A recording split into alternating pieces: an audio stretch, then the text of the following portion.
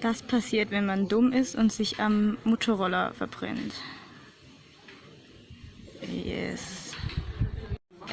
Ja. Ich kühle es jetzt mit einem Eis.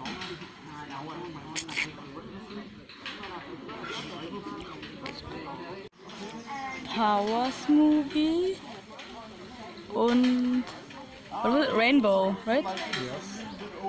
How do you say yes? Yes ist ja. Yeah. Ja. Flower. Is it Radha or not? No.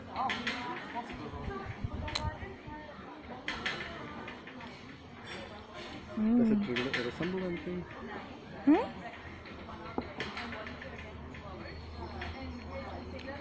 Meine ganzen Videos bestehen irgendwie nur aus Tastings.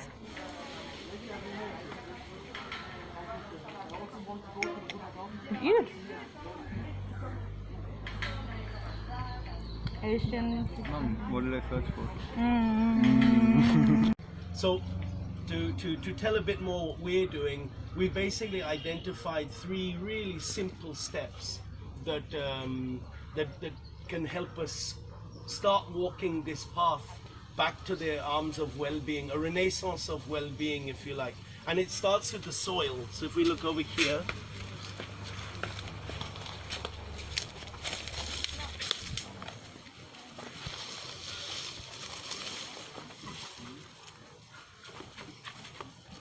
so if you look at a soil like this soil is alive.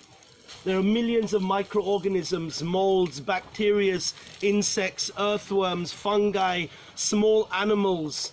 The life in the soil is directly proportionate to the fertility of the soil. So you can say life equals fertility. This is the equation of the natural farmer. The natural farming is the idea of Fukuoka, do nothing farming or natural farming. And local food has some basic characteristics which make it really so essential. Local foods, they grow easily. Because they grow easily, they're in abundance. Because they grow easily and they're in abundance, they use less water. So there's guys there who are experts in the water. They're in the office with the AC, in the PowerPoint presentation, blah, blah, blah, blah, blah.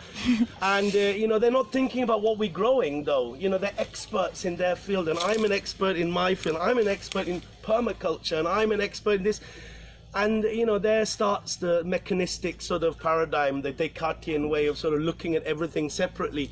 But the fact that local food grows easily and is in abundance is so significant. It's also significant that it's in abundance, that it's non-exclusive. So you're rich, you have pizza. This one don't have pizza, but this local food is available for everybody. Those local foods, they're also thus cheaper. They're more economically, they're more accessible to people. Local foods also have a higher nutritional and medicinal value. This one is good for your uterus, and that's good for your blood, and this is good for your kidneys, and they have a whole range of attributes. In fact, many of them sort of magical. This is a cancer cure, and this is, this will sort out autism. It's like, wow, these amazing gifts that Mother Nature want to offer us. Then local foods also are very significant because they have no ecological cost. I think people are very familiar with the terms food miles. Okay, this has come from far away, so the petrol spent. But I think what we don't consider is, for example, potatoes. They don't really grow here. You can squeeze a potato or 2 out of the ground in a very tight season, but they're not part of the traditional culture of this bioregion because they don't grow here. So potatoes, everyone eats potatoes. Everyone's always eating potatoes. And I like potatoes as well. It's not like I'm out of this story. But they come from Uti and Kodaikanal. So to bring a potato here, we need to manufacture a lorry. So imagine you're in charge of manufacturing the lorry. There's a factories for the metal. And there's a whole, imagine how big factories for the metal for a lorry. And then there's factories for the tires. And then there's factories for the paint.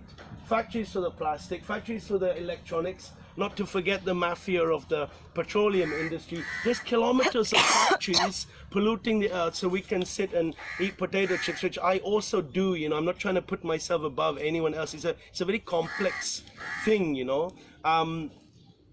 But we're sitting there talking about sustainability and eating potato chips. There's no sense to it, you know.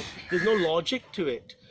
Whereas there's a lot of different options than potatoes. There's tapioca, there's sweet potato, there's a palm root, there's a taro, there's yams. There's a lot of different options. So that local food doesn't have an ecological cost, that it's growing outside your garden, outside your school, outside your office, outside the hospital, outside every public space, is enormously significant. And then you see those foods have a cultural value, and they have a social value. They have so many values, and you think, well, shit, why aren't those foods part of our, you know, nutritional sort of consciousness? It's because the coin defines everything that we are doing. You know, it's packed, it's got a stamp, even if it says organic, you know, even better. Or it's got a nice marketing, you know. Oh, I buy this, you know, I'm chill. That's food. If it's not like that, if it's a bit, you know, a bit eaten by some insect, here it's really good, you're like, oh no, I'm not sure about that. We lost a relationship with the basic thing we do 3 times a day, breakfast, lunch, dinner. But we don't know where our food comes from. We don't know who grew it. We don't know how it's grown. We don't know if chemicals we use, and if they were, which chemicals.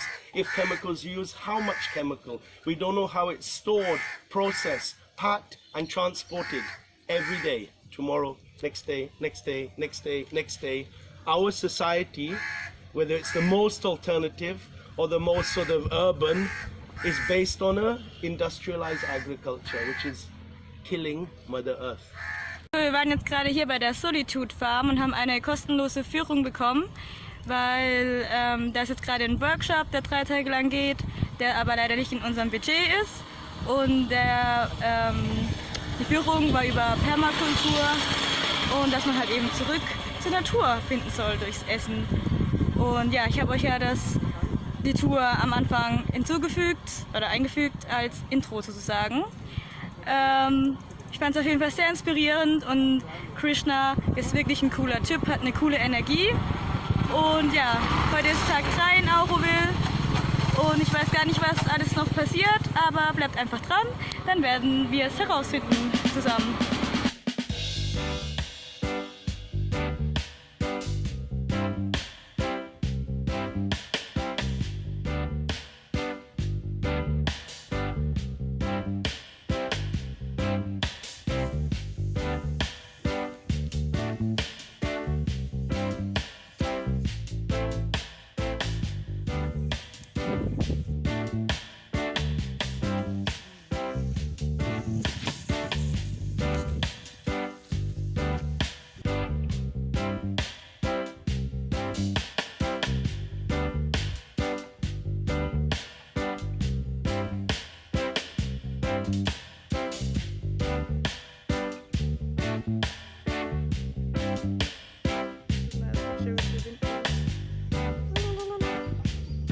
And what kind of fruits are these?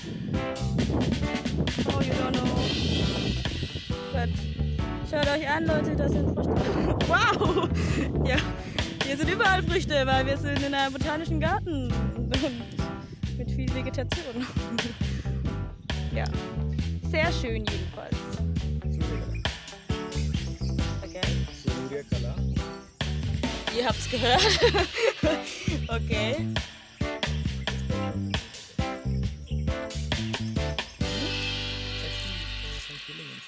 Ah, oh.